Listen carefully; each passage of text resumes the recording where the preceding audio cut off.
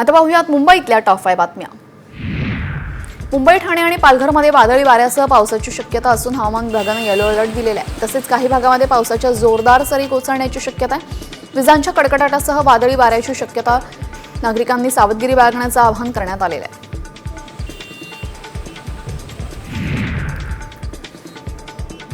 उद्या होणाऱ्या युद्ध सरावाला आम्ही तयार आहोत असं संजय राऊत म्हणाले। 1971 सालचं युद्ध आम्ही अनुभवलेलं आहे असं म्हणत राऊतांनी युद्ध सरावादरम्यान आम्हाला बंदुका देणार का असा सवालही विचारला।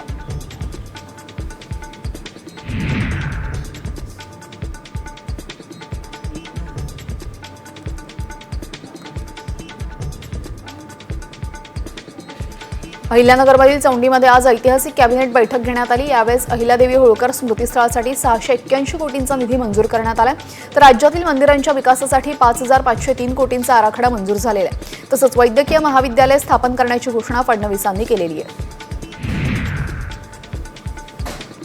लाडकी बहीण योजनेसाठी राज्य सरकार दरमहा 3000 कोटींचं कर्ज देणार असल्याची माहिती आहे। यासोबतच कर्जाच्या मंजुरीसाठी राज्य सरकारनं केंद्राला प्रस्ताव पाठवल्याचंही समजतंय। चालू आर्थिक वर्षामध्ये राज्य सरकार एकूण 1,32,000 कोटींचं कर्ज घेणार। यातील दरमहा 3000 कोटी लाडकी बहीण योजनेसाठी वापरण्यात येणार असल्याची माहिती समोर आलेली आहे।